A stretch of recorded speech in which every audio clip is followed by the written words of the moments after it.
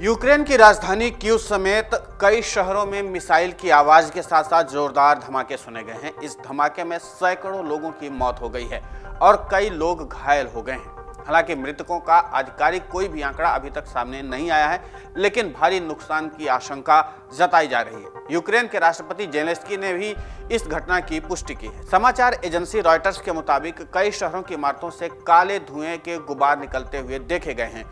यूक्रेनी media report के अनुसार यूक्रेन में तबाही मचाने के लिए रूस ने 12 आत्मघाती ईरानी ड्रोन भेजे हैं। मीडिया रिपोर्ट के अनुसार राजधानी कीव पर ताबड़तोड़ 75 मिसाइल से हमले किए गए हैं। हालांकि उनमें से 41 को यूक्रेनी एयरफोर्स ने मार गिराया है। बताया जा रहा है कि राष्ट्रपति जेलेंस्की के दफ्तर पर भी मिसाइल दागे गए हैं। हालांकि अभी भी इसकी आधिकारिक पुष्टि नहीं की गई है।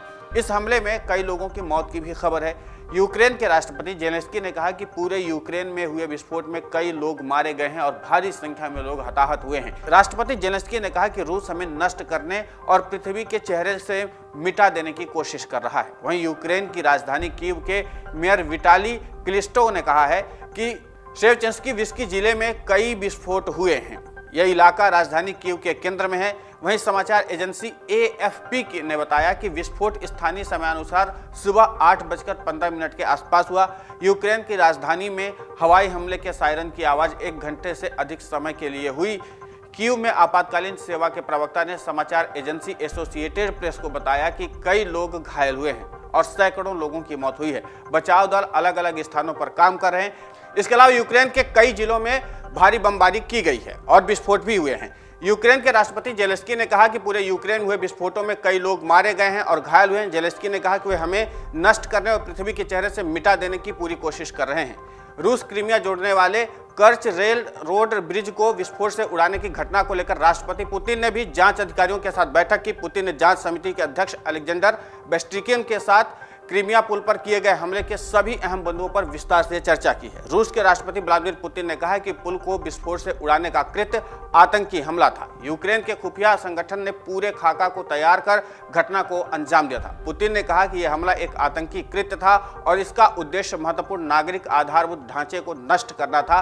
बीते शनिवार को रूस को क्रीमिया से जोड़ने वाले एकमात्र पुल पर एक लॉरी में धमाके के बाद उड़ा दिया गया।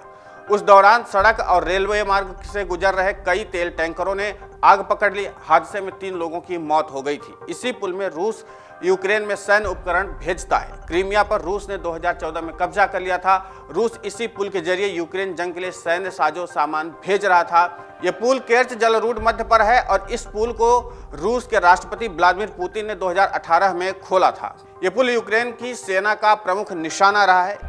यूक्रेन रूसी सेना की रसद को रोकने के लिए उस पर लगातार हमला कर रहा है। यह क्रॉसिंग यूक्रेन के कब्जे वाले क्षेत्र से 100 मील से अधिक दूर पर है। व्लादिमीर पुतिन ने क्रीमिया के पास केर्च ब्रिज और ऊर्जा बुनियादी ढांचे के लिए कड़ी सुरक्षा का इंतजाम कर दिया है। सुरक्षा सेवा को इसकी देखरेख की जिम्मेदारी दी गई है। राष्ट्रपति व्लादिमीर पुतिन ने क्रीमिया पुल के लिए सुरक्षा उपायों को बढ़ाने पर एक आदेश पर हस्ताक्षर भी किया है। पुतिन ने क्रीमिया को रूस से जोड़ने वाले ऊर्जा पुल और गैस पाइपलाइन को सुरक्षित करने का भी आह्वान किया।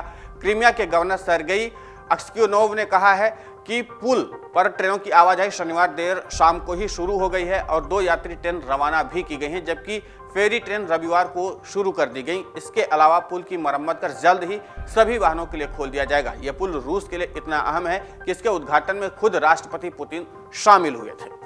यहाँ तक पूरी घटनाक्रम को आपने समझ लिया, लेकिन इसके अलावा एक चीज यह है कि इस पूरे घटनाक्रम में जब से पुल का हमला हुआ है उसके बाद से राष्ट्रपति पुतिन लगातार अलर्ट पर हैं और न सिर्फ अलर्ट पर हैं बल्कि वो यूक्रेनी सेना को टारगेट करके हमला करने का भी अब प्लान बना रहे हैं। और ये टारगेट करके हमला जो है वो पुतिन का पहले का प्लान था और इसके बाद जब से वो पुल पर अटैक किया यूक्रेन ने तो एक बार फिर से अपने हमले में उन्होंने रफ्तार ला दी और यही कारण है कि एक दिन में 75 हमले लगभग यूक्रेन के हर उस बड़े शहर को टारगेट किया है रूसी सेना ने, जहां पर यूक्रेन अपनी स्थिति को सामान्य कर रहा था। डाउनलोड करें अमर उजाला ऐप और पाएं खबरें लगातार। अगर आप ये वीडियो YouTube पर देख रहे हैं तो हमारे चैनल को सब्सक्राइब करें और बेल आइकन को दबाना ना भूलें। अगर आप Facebook पर ये वीडियो देख रहे हैं तो हमारे पेज को लाइक करें।